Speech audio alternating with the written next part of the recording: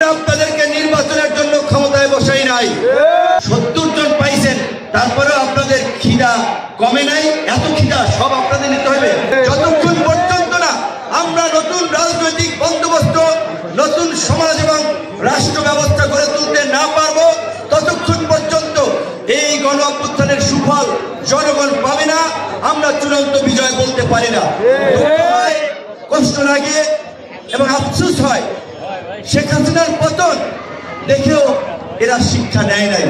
এখনো কোন রাজনৈতিক দলের নেতৃবৃন্দের ঔদ্ধত্য, আচরণ, কর্মকাণ্ড, সে আওয়ামী লীগ যা করেছিল, আওয়ামী লীগের নেতা কর্মীরা যা করেছিল, তারই একটা রূপান্তর, তারই একটা ভূমিকা আমরা দেখতে পাচ্ছি।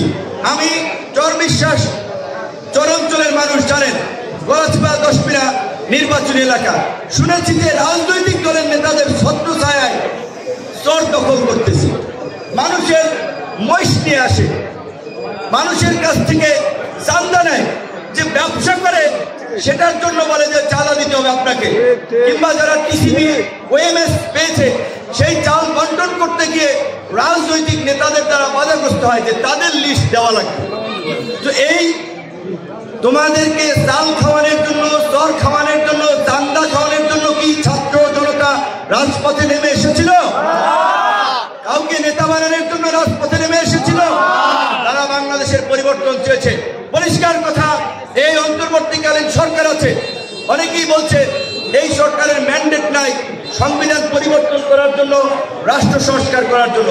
যারা কথাগুলো বলছেন, আমি বলি এটা আসলে সঠিক কথা নয়, এটা এক ধরনের উপহাস। এই আন্দোলনের সাথে প্রহসন। বাংলাদেশের ইতিহাসে 53 বছরের সরকারের মধ্যে এই অন্তর্বর্তীকালীন সরকার হচ্ছে ইতিহাসে সর্বোচ্চ জনসমর্থন পাওয়া সরকার। বাম, ডান, বিএনপি, জামাত সবাই মিলে সমর্থন দিয়েছে, কিন্তু এখন অনেকের খাওয়া দাওয়া চলতেছে না, বন্ধ হয়ে যাচ্ছে। কারণ অনেক জায়গায় সেনাবাহিনী দমন করতেছে চাঁদাবাজদের, মাফিয়াদের, ধান্দাবাজদের, তাদের ধান্দা হচ্ছে না। এখন তারা অনেকে দেখছে যে কোনো মতে যদি তাড়াতাড়ি একটা নির্বাচন হয়, তাহলে আমরা ক্ষমতা আসতে পারলে ভাগ বটোয়ারা করে খাওয়া যাবে। সেজন্য তারা ক্ষমতার জন্য, নির্বাচনের জন্য অস্থির হয়ে যাচ্ছে। সরকারের বিরুদ্ধে নানান ধরনের প্রোপাগান্ডা ছড়াচ্ছে, বিভ্রান্তি ছড়াচ্ছে। কিন্তু আমরা সরকারকেও পরিষ্কার করে বলতে চাই, আমরা আপনাদেরকে নির্বাচনের জন্য ক্ষমতায় বসাই নাই। রাষ্ট্র সংস্কার করতে হবে, জন আকাঙ্ক্ষার বাংলাদেশ বিনির্মাণ করতে হবে।